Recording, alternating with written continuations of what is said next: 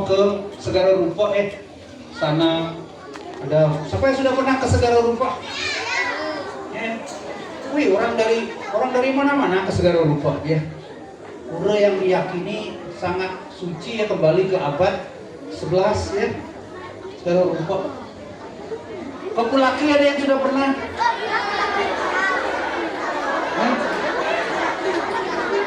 Kapulaki? Ngapain Kapulaki? Nengok saudara.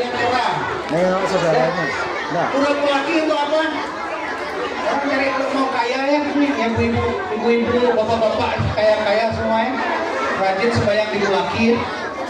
Ada apa namanya, Betara Sia Bandar di sana ya. Nah, agama itu tidak cukup hanya untuk apa? Hanya membantu ritual tidak cukup, ya. Misa seperti ini tidak cukup. Kalau orang Katolik dia misa, Pak Dodi dia kebaktian ya. Tadi tak tanya mana gitarnya Pak Dodi. Pak Dodi jago main gitar ya. Dia main organnya, kalau gitar gejreng ya. Ada yang Islam juga di sini. Ada Islam, angkat tangan kalau banyak Islam. Ada Islam. Ada Islam. Jadi agama itu tidak cukup kalau kita hanya sembahyang saja, ritual, sholat saja, jingkrak nyanyi ya, puji Tuhan, tepuk tangan. Tidak cukup. Harus diwujudkan dalam apa? Dalam tingkah laku. Itu yang tadi Trikaya Parisude itu. 3 tuntunan tingkah laku ya. Berpikir benar, berkata benar, berbuat yang benar ya. Kita memulai tahun ajaran yang baru ini dengan perayaan Ekaristi ya, secara Katolik. Nanti yang Hindu kalian juga sembahyang, yang Islam sholat, kalian mendoakan supaya semua lancar, diberi kemudahan.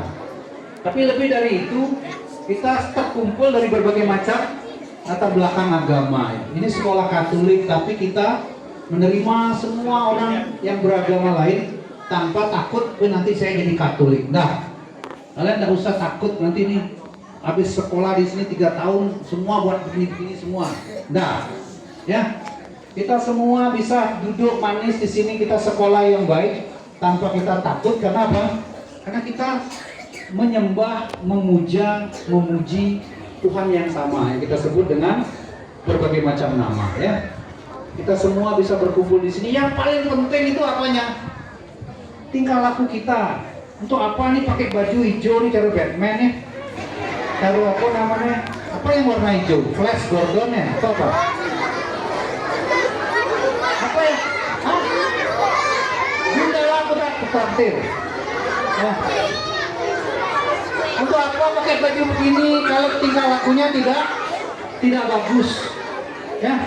Tingkah laku kita harus bagus, mencerminkan bahwa kita punya Tuhan, begitu ya. Jadi yang pertama yang ingin Romo tekankan pada awal tahun ajaran ini apa? Pertama, kita bersyukur ya.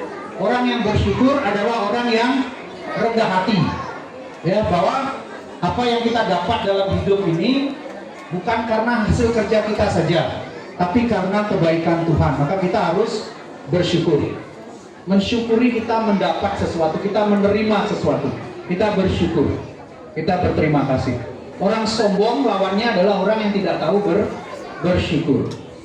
Syukuri hidupmu ya, ingat tuh Laskar Pelangi ya.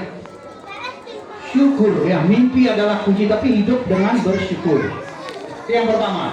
Yang kedua, kita mewujudkan syukur kita dalam hidup kita masing-masing. Yesus berbicara pada hari ini dalam Injil, dalam bacaan suci yang kita dengar tadi tentang gandum dan lalang. Sekarang ini semua dikumpulkan jadi satu. Romo ingat sekitar berapa tahun lalu, kira-kira hampir 20 tahun lalu ya. Romo ingat, Romo mendengarkan pengakuan dosa di SMP Santo Yosef Denpasar. Ini anak ini datang, dia ngaku dosa, dia cerita, panjang sekali dosanya ya. Sampai Romo lihat sih yang antri banyak sekali nih, sing suut-suut dia ngomong.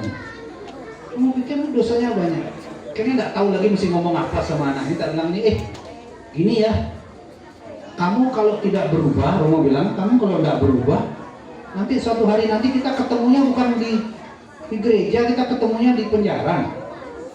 Dan betul, saya satu ketika tugas di penjara misal, ketemu sama satu anak, dia bilang, Romo masih ingat saya. Saya lihat begini, siapa ini anak?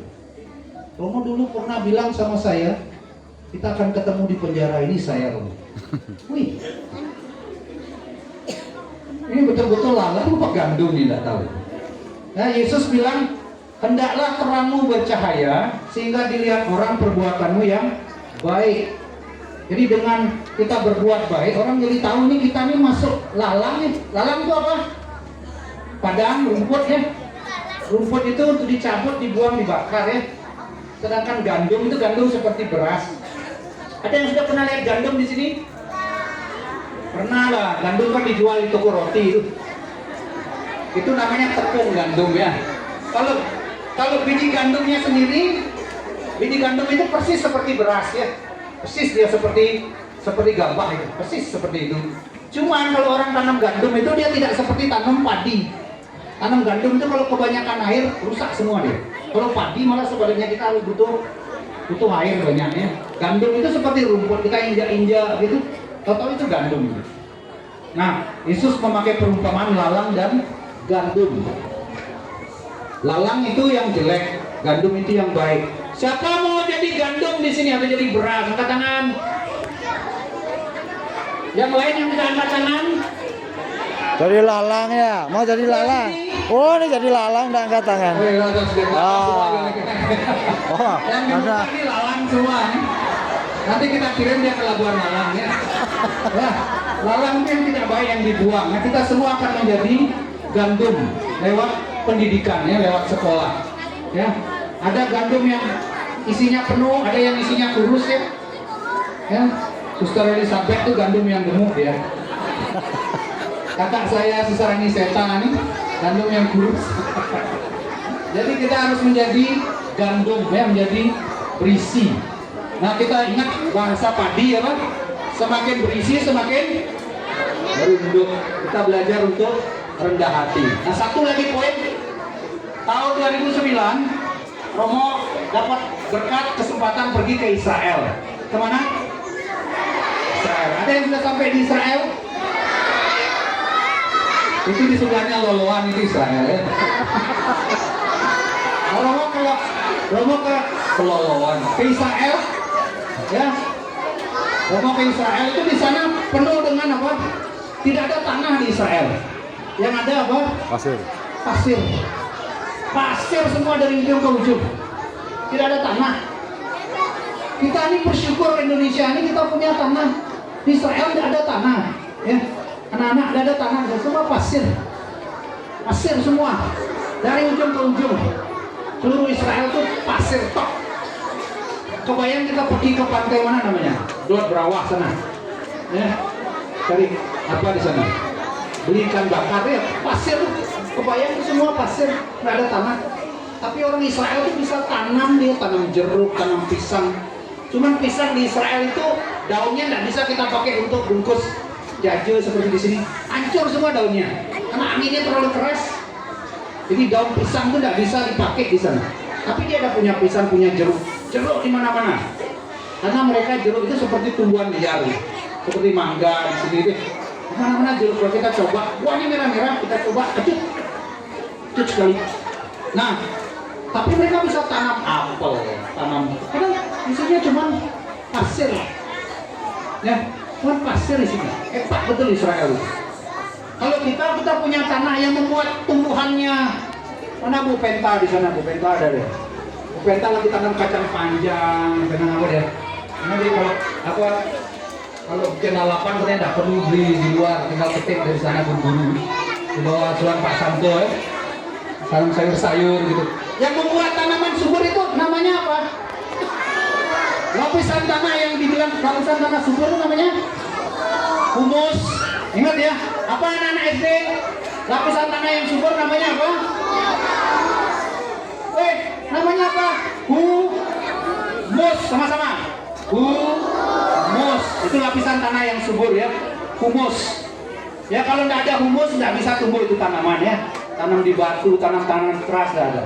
Nah, dari kata humus itu, lapisan tanah yang subur, muncullah bahasa Inggris. Apa Bu Chandra? Chandra, sebelum bahasa Inggris nih, muncul kata apa? Mana dia? Maka. Hah? Oh iya, situ dia. Apa? Humus, muncul kata humility. Apa arti humility? Humus. Humus lagi. Humility, rendah Hati. hati. Nah, anak-anak sekalian, di depan Romo ini namanya siapa? Semua, di depan Romo ini siapa? Ya, Bapak Fransiskus ini si Bupati Dalmen ya, pendiri para suster di kongregasi suster. Bapak Fransiskus ini punya satu doa, kalian bisa pakai agama apa aja sama. Ingat kata-kata ini, God give me the courage to do the thing I can. Tuhan beri aku keberanian untuk mengerjakan apa yang bisa aku kerjakan. Give me the humility, beri aku kerendahan hati to accept the thing I can, untuk menerima apa yang tidak bisa aku ubah. Give me the wisdom to know the difference. Ya, beri aku kebijaksanaan untuk membedakan mana yang aku bisa, mana yang tidak. Itu doa dari orang ini, Bapak Fransiskus ini, pelindung kita. Jadi kalian bisa gunakan doa ini bagus sekali ya. God give me the courage to do the thing I can, give me the humility to accept the thing I can, and give me the wisdom to know the difference. Agama apapun saya kira sama ya. Tuhan beri aku keberanian untuk bisa melakukan apa yang aku bisa lakukan. Beri aku kerendahan hati untuk bisa menerima apa yang tidak bisa aku lakukan. Ya, dan beri aku kebijaksanaan untuk bisa membedakan mana yang aku bisa, mana tidak. Amin. Amin. Amin. Ya, bisa diterapkan ini untuk doa kita. Mari kita sekarang bangkit berdiri, kita akan memanjatkan doa-doa permohonan.